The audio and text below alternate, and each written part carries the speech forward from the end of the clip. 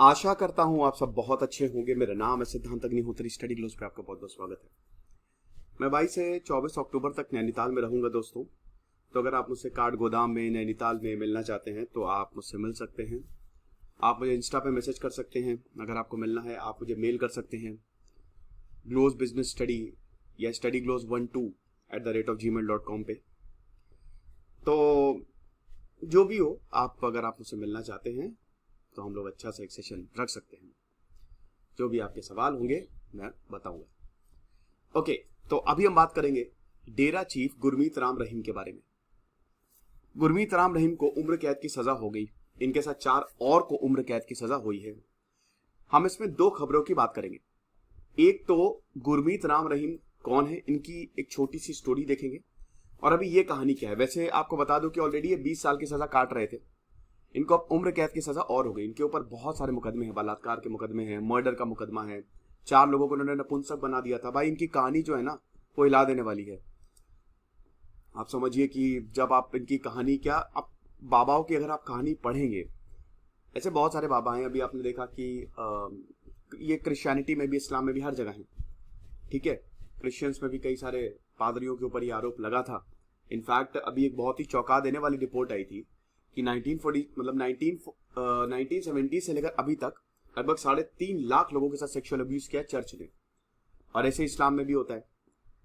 मेरा कहने का मतलब ये है कि कौन होते हैं संत। संत वो होते हैं जो जितनी भी माया है, ना उससे दूर चले जाते हैं। वो अवेयर रहते हैं। जैसे स्वामी विवेकानंद, जैसे संत कबीर, जैसे Ramakrishna Paramhans, Jesus Christ, Sai Baba, profit Mohammad, ये सब है असली मैसेंजर ऑफ गॉड। ना कि आज जो आप इन बाबाओं को देखिए, जितने भी हैं ये एसी में रहेंगे, है ना, एसी में रहेंगे। इतना पैसा है, इतनी संपत्ति है इनके पास। अरे जो बाबा होते हैं ये ऐसे नहीं होते हैं। वो अवेयर होते हैं। वो देखिए, गुरु की बहुत जरूरत है। हमारे हिंदुइज्म में भी बिना गुरु के आप मोक्ष नहीं प्राप्त कर सकते। लेकिन ऐसे बाबाओं से मैं आपके हाथ जोड़ के विनती करता हूं, आप दूर रहें। क्योंकि ये भला नहीं करते हैं। ये आपको चूस लेंगे, ये आपकी सारी धन दौलत ले लेंगे, ये आपकी इज्जत ले लेंगे। और उसके बाद आप समझिए इस बात को, मैंने तो पूरे गीता पे लेक्चर लिए हैं। बहुत जल्द मैं कुरान और आपको क्रिश्चियनिटी में भी मैं बताऊंगा सारी चीजें। तो ये समझिए कि अंदर झांको अपने, एक अच्छा गुरु ढूंढो। आपको लगता है ये, आप देखिए, इसमें इन लोगों की गलती है ही नहीं, बाबाओं की गलती नहीं है।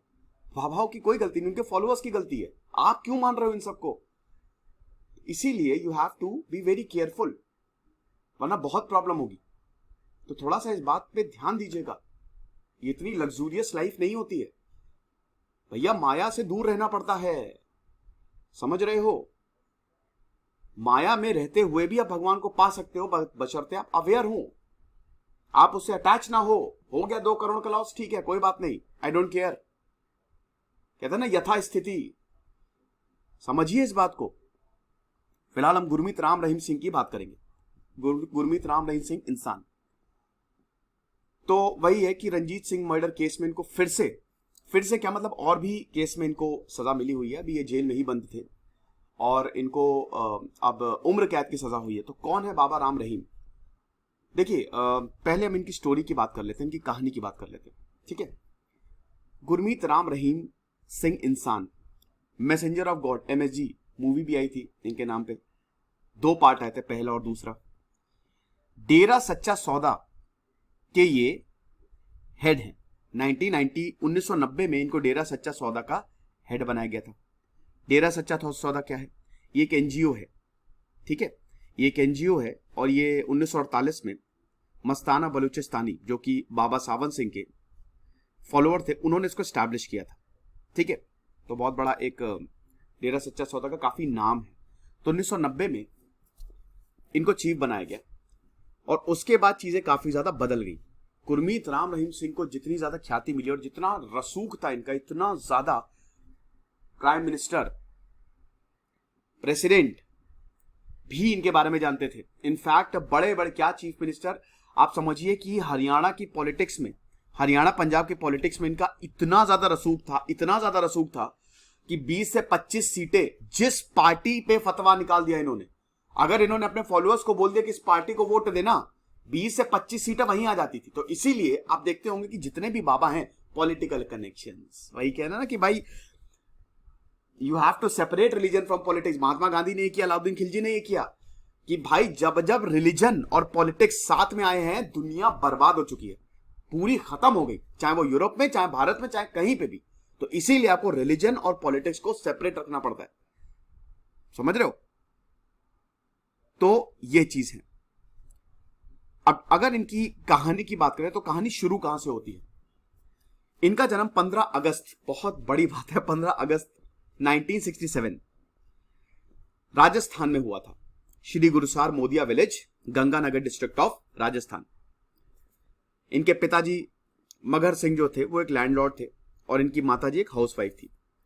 अब उस समय इनके पिताजी जो थे वो डेरा सच्चा सौदा में जाया करते थे। उस समय डेरा सच्चा सौदा के लीडर थे शाह सतनाम सिंह, और गुरमीत सिंह अपने पिताजी को फॉलो किया करते थे, वहां पे सेवा देते थे, वहां पे सब कुछ बढ़िया चल रहा था। और काफी ज्यादा डेरा सच्चा सौदा में गुरमीत राम रहीम इन्वॉल्व हो गए थे। 7 साल की उम्र से ही ये डेरा सच्चा सौदा जाना इन्होंने शुरू कर दिया था। शुरुआत में तो जब ये बड़े हुए तो इन्होंने और जॉब्स की, ट्रैक्टर चलाए, इन्होंने अपने पिताजी की इन्होंने मदद की, डेरा सच्चा सौदा में इन्होंने अपनी काफी ज्यादा सेवाएं दी। फिर उसके बाद धीमे धीमे और ज्यादा इन्वॉल्व होते गए। अब डेरा सच्चा सौदा में इनका रसूख बढ़ने लगा था, लोग इनको फॉलो करने लगे थे। काफी शातिर थे, काफी चालाक थे, दिमाग बहुत तेज था इनका। जितने भी बाबा होते हैं ना, दिमाग बहुत तेज होता है। जब शाह सतनाम सिंह ने 1990 में अपना रिटायरमेंट घोषित किया कि अब मैं रिटायर हो रहा हूं, तो 3 उस समय कैंडिडेट्स थे कि किनको अगला चीफ बनाया जाए।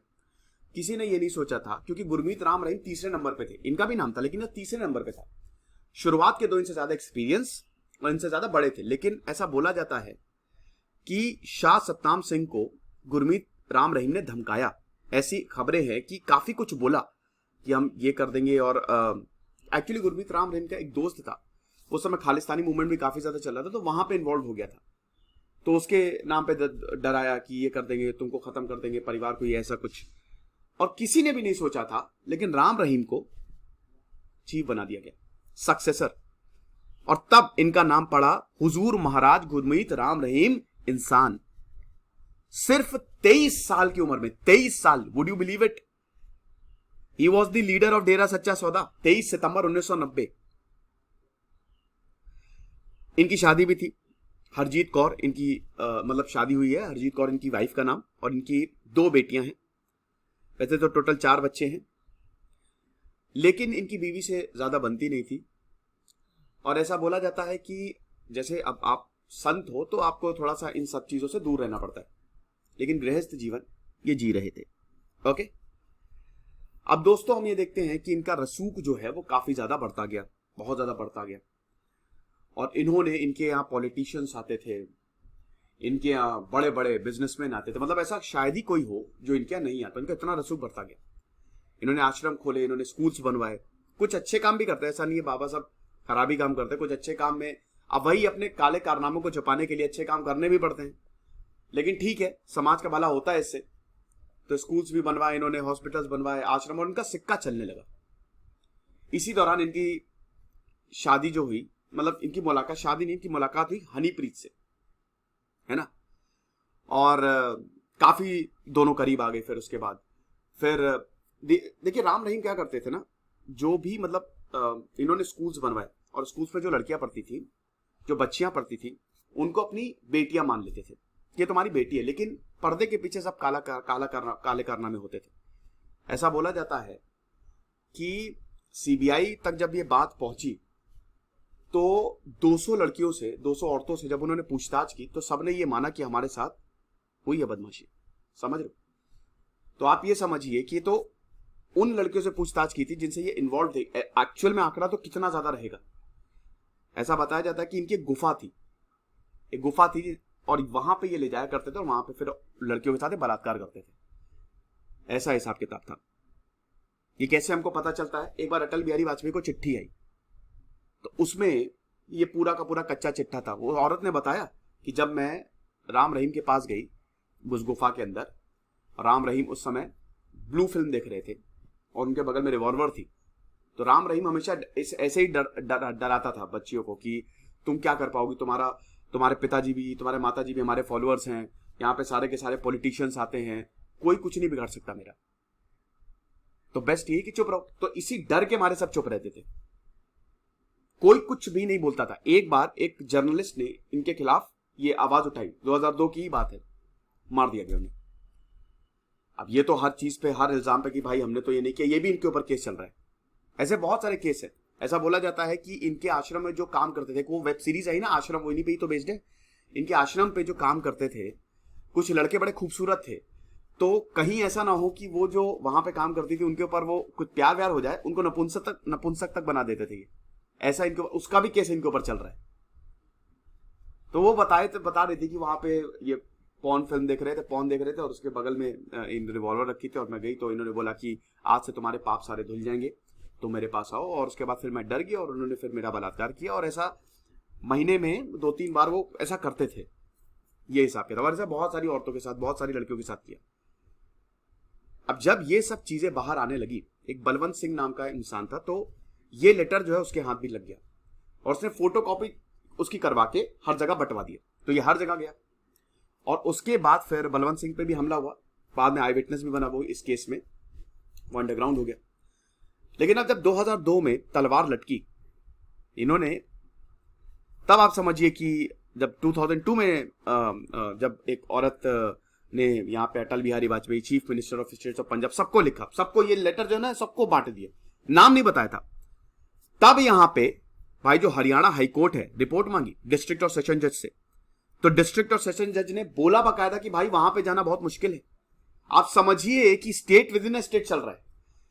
इतना ज्यादा गजब इनका नेटवर्क था, इतना खतरनाक इनका नेटवर्क था कि किसी की हिम्मत भी नहीं हो सकती थी।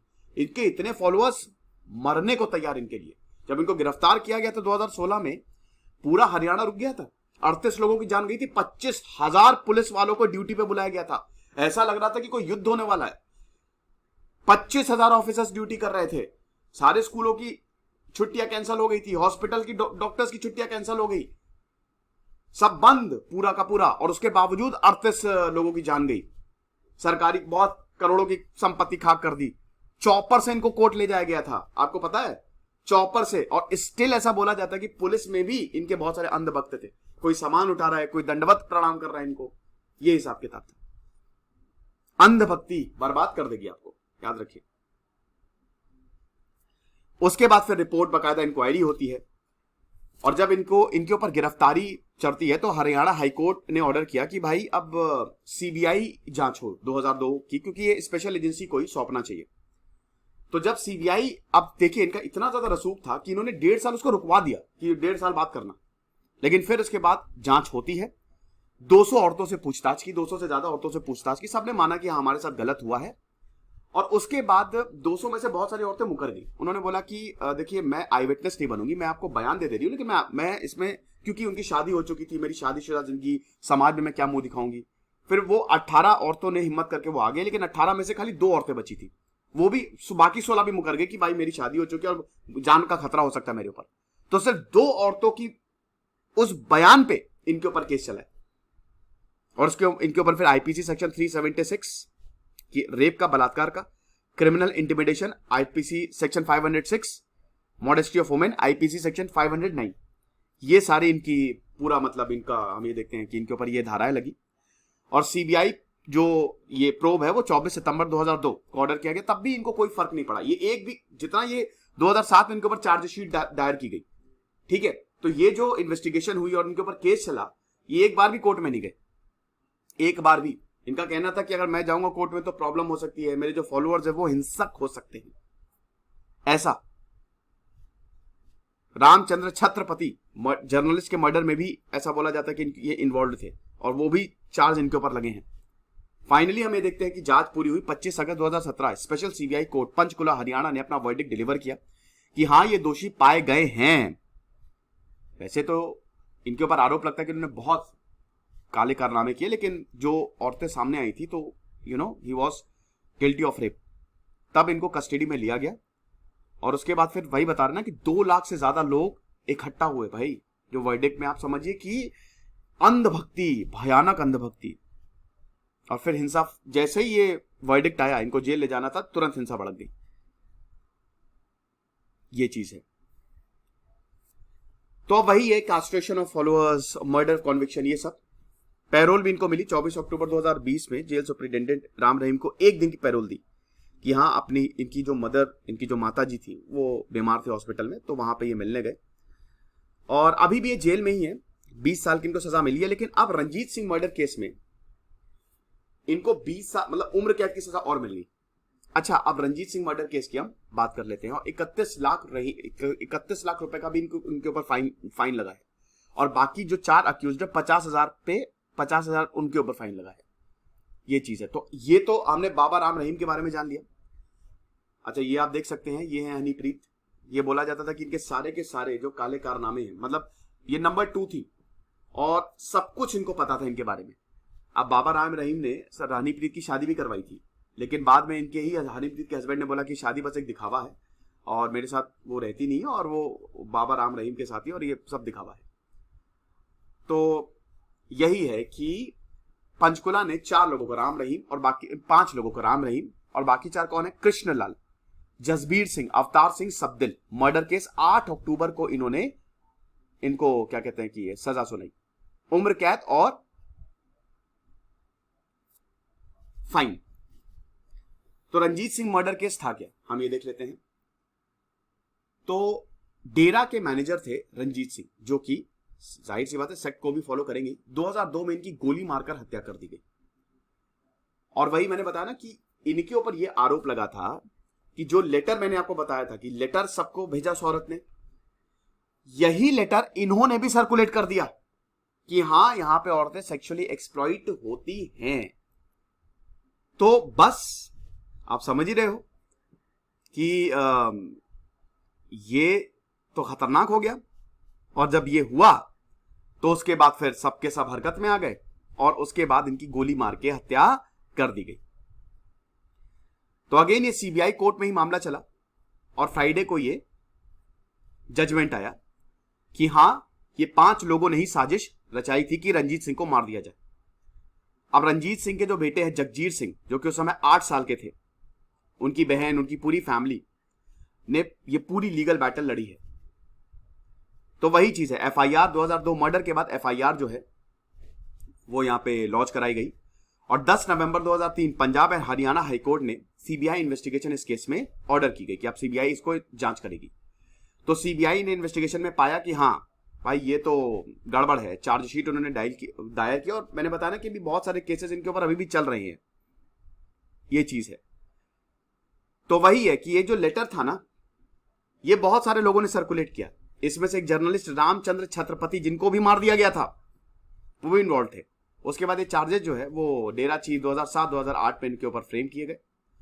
और उसके बाद फिर हम ये देखते हैं कि स्पेशल सीबीआई हाईकोर्ट ने इनको सजा दी, इनके ऊपर फाइन लगाया और उम्र कैद की सजा दी। तो ये हिसाब किताब रहा है। अभी ये जेल में ही है, गुरमीत राम रहीम जो है वो जेल में ही है, और बाकी अक्यूज्ड 8 अक्टूबर को इनको कॉन्विक्ट किया गया था। अब उसके बाद ये डिसीजन को थोड़ा सा स्पेशल सीबीआई कोर्ट ने थोड़ा सा बचा के रखा था, लेकिन 18 अक्टूबर को यानी कि कल इनको सजा दे दी गई। और section 302 120 of the Indian penal code, section 302 murder का मुकदमा इनके ऊपर चल रहे थे। आर्म्स एक्ट के भी सेक्शंस इनके ऊपर लगाए गए थे। कुरुक्षेत्र हरियाणा में रंजीत सिंह की मौत हुई थी। ये चीज है। तो वही है कि वैसे ही ये 20 साल की सजा काट रहे हैं, और अब इनको उम्र कैद की सजा और होगी, यानी कि अब बाहर आने के चांसेस तो है नहीं। भैया भगवान के इंसाफ से आप कभी बच नहीं सकते, वो तो देख ही रहे है कि नहीं। तो ये इनकी सजा हुई है।